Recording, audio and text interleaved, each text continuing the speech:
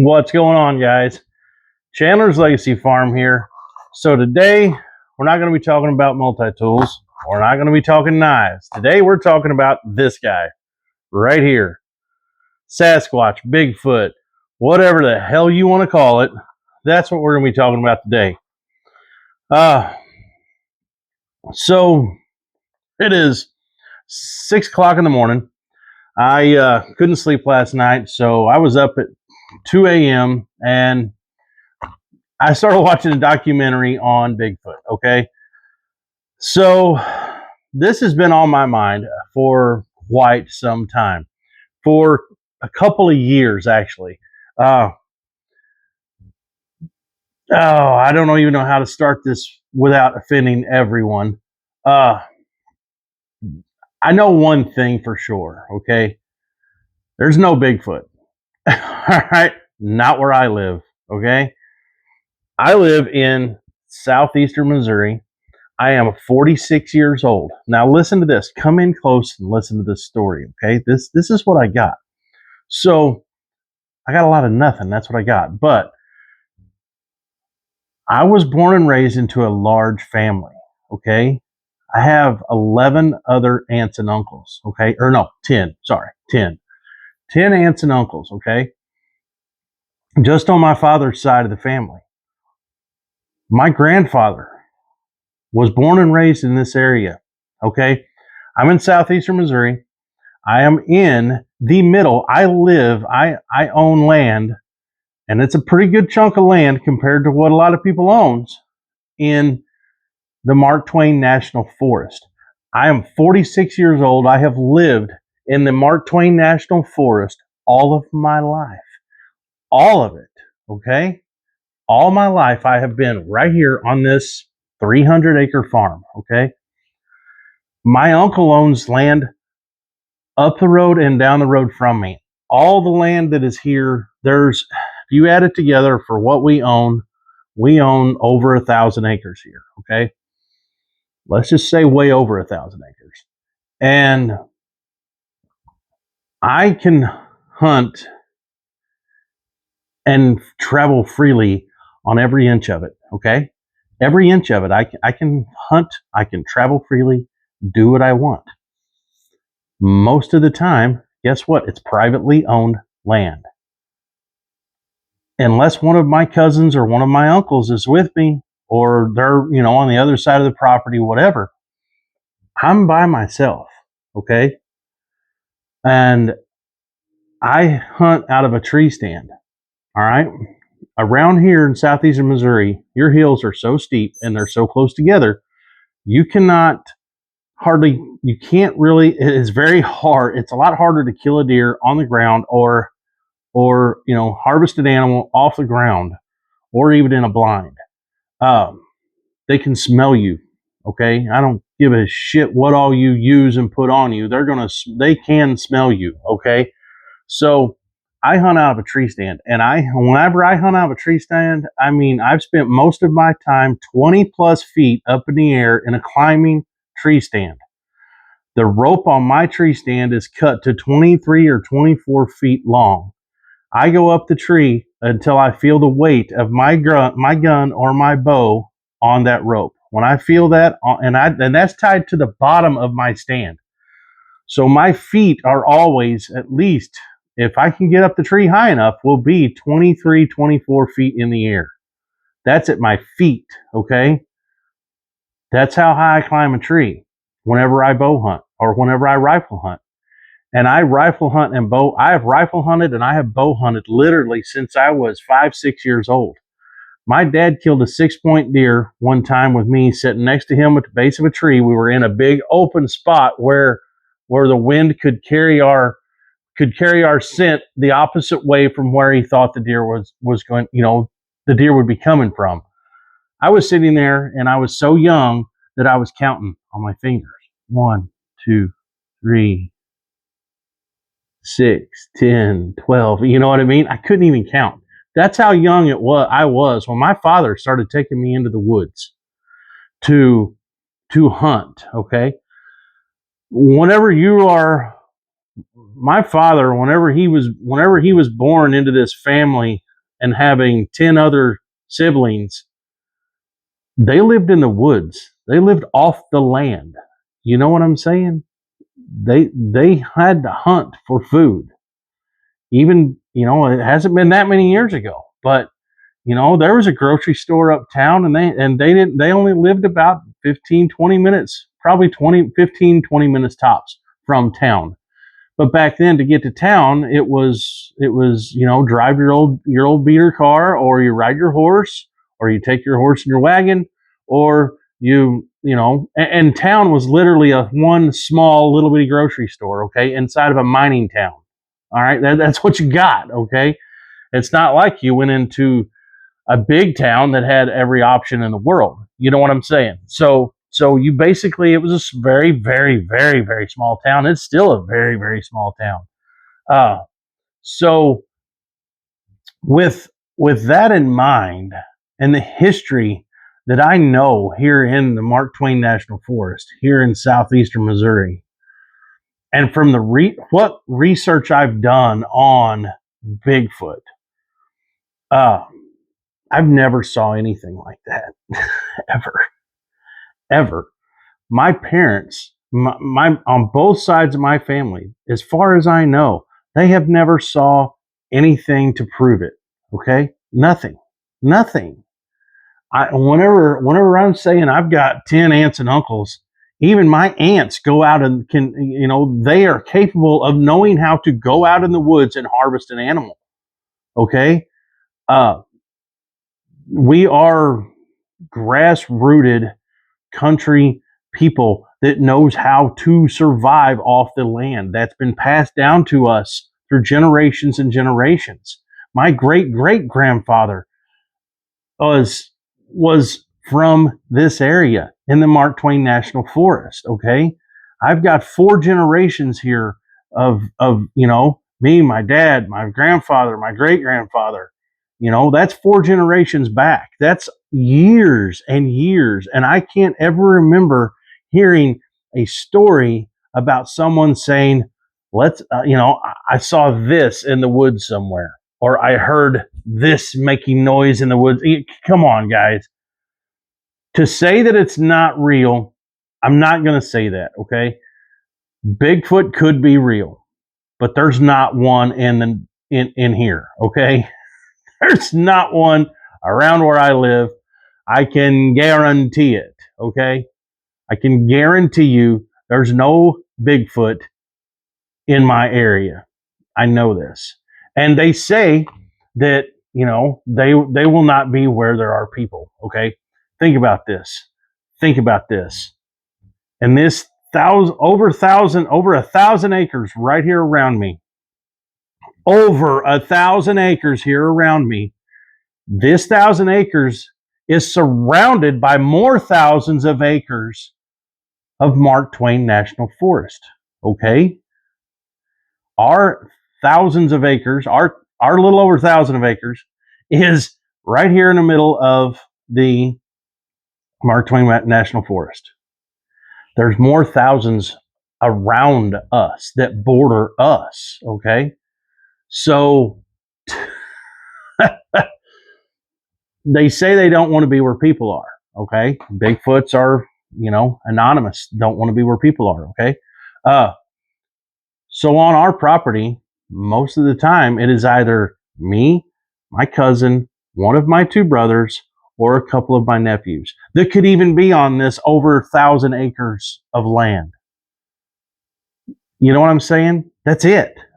5 or 6 people is all that is allowed on all this land that I know I could run onto on our property. Okay. So it's like, and we have wild game here because we don't have the hunting pressure. There is wild game here. There is, it just blows my mind that there's more people like us out there that owns lots of land, and you really hardly ever hear about large landowners being the ones that are talking about Bigfoot. Okay. And you would think they would be the ones that are seeing them. I'm just saying. Oh, I'm just saying. You would think that would be the case. What is 99% time of the case is in a conservation area where, guess what? There's hikers in and out of there every fucking day. There's people in and out of these conservation areas, and even around here in the national forest, there's hiking trails everywhere on the national forest. Okay, there are people everywhere. Okay, if there's people everywhere, and yet this creature, this entity, this myth, this Bigfoot doesn't want to be around people, it's not going to be around a conservation area where there's a shitload of people. It's just not. You got to think about it. Whenever I go hunt, if I go off, and I've done this before, I've been up in northern Missouri. I've been up in northern Missouri hunting on public land. Okay, and I've hunted around. I've hunted around southwestern Missouri in public land. I've hunted out west on public land. I've hunted in Wyoming, and I've been in Montana. I've been around. Okay, and when you're on public land, you're going to run onto people. That's what you're going to run onto. Okay. Now, if there's, and the chance of running onto someone on public land is very high, because there's a lot of people that hunts. There's a lot of people that uses public land. And when you think about the amount of people that is using this out in the woods, and yet they're seeing this stuff, there's no freaking way. Because whenever I go out, that's what the point I'm trying to get to here in a long way around. When I have hunted these places, when you see wild game, they're inside a fence. Not like, not like a game preserve, but they know where private land is, okay? They know where private land is. They know where they can let their guard down. And when you hunt in these conservation areas and stuff, if you make the slightest of noise, if one little twig breaks, that deer's going to bolt, and he's not stopping until he's in the next county. Okay, and they're more nocturnal. They'll only come out at night. If you shoot a deer, if you take wild game off of, especially deer. Okay, I don't know why I always kind of compare a Bigfoot to a deer, because I would think that their senses would be just as high as a deer, if not more. Okay, or even something like a wild hog. We do have some hogs around here. They are very smart. They are very intelligent. Okay, but you can still see them. That's what I'm saying. If you're on private land, you're going to see so much more game than what you are in a conservation area. Okay, so if there's something actually living out there, it's not going to stay out there on public land where anybody and their brother can just be blundering through there, whether they're hiking, riding bicycles down trails, no matter what they're doing, to where they could be on private land, where all they have to worry about on that section of land is 1 or 2 or 5 or 6 people. You know what I'm saying? And the only time that person is out in that land, if they're a serious hunter, such as myself, there's parts of my property that I don't see till wintertime. Okay? Till I'm actually out there hunting, because I don't want to scare I want the animals to feel safe on my land. Okay? I want them to feel safe, so they will come on my land so I can harvest 1 or 2 deer a year. Okay? That's it. 1 with my bow, maybe 2 with my bow, 1 with a rifle. That's what I'm tagged. That's what I have tags for. That's what I have tags for every year. I have 3 tags. Okay? Most of the time I fill those 3 tags. And I don't fill them all in the same place off the farm either. Okay? I hunt different places of the farm, because I hunt the wind. If the wind's out of the north, I'm going to go to a north facing stand. I have my stands. I've got 7 stands on this property, and I know exactly where to go when the wind's the right way for things not to smell me, because I've spent enough time in those stands whenever I think the wind's the wrong way and I don't see nothing. I mean, I don't see shit. You have to hunt the wind. And I feel as though 46 years of hunting, literally since I couldn't even freaking count, and I haven't ever saw anything like this, and I've never been scared in the woods. And whenever I'm out there an hour before daylight. Most of the time I'm out there until an hour after dark. And there's been times I've wounded an animal. If you hunt, it's going to happen. There's been times I have wounded a deer and had to track a deer for a couple hundred yards and not find that deer, or make a poor shot on a deer, leave it lay, go back at 10 or 11 o'clock that night. You're out there 1 a.m. tracking a deer. Okay. I've done this. I've lived this. And guess what? Other than a random coyote here or there, that's it, guys. There's nothing freaking out there, especially here. That's all I'm saying. That's all I'm saying. Now, there was one time, and it was not drug or alcohol induced. I was at a friend of mine's house up the road, and we saw, I'm going to go ahead and go there too, aliens and orbs. We saw what we thought was an orb, okay? We're country boys, we're hillbillies, we're rednecks, whatever you want to call it. We're not scared of shit, okay? He grabbed his pistol. I grabbed the biggest knife I had in my truck, and we headed that way.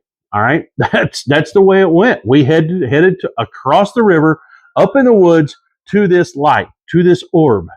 We got over there, it was gone. We couldn't find shit. Okay, but from his front porch, we could see a light. We thought it was a poacher or someone that had stumbled out onto his property. Okay, and so we were going to investigate, see what the hell was going on. But when we got over there, there was nothing. And what we saw, he can vouch for this also, was not a flashlight, is what I'm saying. It was like, I don't know, it was odd, okay? And what I'm saying is, if there is something of this earth that has been living in the woods forever, and maybe it's because I live in the show me state, guys. You're going to have to show me. You're going to have to bring one in my garage, hang it off of my gamble that I hang deer on, and then I'm going to say, damn, that's Bigfoot. Other than that, I ain't never going to believe it, because I have spent too many countless hours in the woods, and I have never saw anything like that. We have got mountain lions here that I've saw. We've got panthers here that I have saw. I've saw bear, okay? And I run game cameras all over this property, okay? I've never gotten a picture of, oh man, look at that. That might be a damn, no, it's not. It's not. I get thousands of pictures a year of deer and squirrels and coons and, you name it. Random birds, whatever. Coyotes. And even bear. I've got pictures of bear. I had a bear come into one of my sites, and he just hung out there for no telling how long. I got pictures of him sleeping under the camera. So, I mean, it's amazing to me, these people that believes in this, they ain't got shit else to do. That's what I say. Now, maybe they are. Maybe they're real. Okay, maybe they're real. Let's go ahead and go there. Maybe they're real, and they are, they're just not here, okay? They're not here. Don't come looking for Bigfoot around here, because it's not here. Just saying. Whenever you've got 4 generations of families, it stretches back over 100 years, and no one has ever saw anything crazy, and we've lived in this area for that long. Come on, guys. Come on. Anyway, yeah, is there such a thing as Bigfoot? Maybe, but it's not here. I promise you that. Is there such a thing as aliens and orbs and different things like that? There's a higher, in my opinion, this is my opinion, you may think I'm crazy, there is, in my opinion, a higher probability of actually being aliens and actually having aliens come visit us here than what there is Bigfoot. Because supposedly Bigfoot lives here, okay? An alien doesn't live here. They just come and visit and then leave, okay? So there are unexplained lights and things in the air that people have saw. And, that orb is the only thing that I've ever saw. And that's what I'm going to explain it as an orb. And it was probably a freaking poacher out in the woods. And whenever he heard us coming, he turned the fucking light off and ran out in the woods, and we didn't hear him leave. I mean, I don't know. That's what I think it really was. That's how I can explain how that went down. But aliens, maybe. Bigfoot, no, not in this area. in Mark Twain National Forest, no. Just no. No. But that's it. I went on, rambled on for barely over 20 minutes now on this subject. And I just wanted to throw my opinion out there because I do believe my opinion is valid because I am an avid outdoorsman. I, I have lived it all my life, guys, all my life. So anyway, that's it. If you like what I'm doing, like, share, subscribe as usual. Maybe next time we'll show a knife or do some firecraft. I don't know. But I just had to throw this out there, guys. I just had to, just because of what I know. And this is a show me state. And until you show me one, I don't believe it. All right. We're out here, guys. We'll see you. Thanks to all the new subscribers. Hopefully I don't run anyone off with this because of my non-belief, or my belief in maybe aliens. I don't know. But anyway, we're out here, guys. We will see you.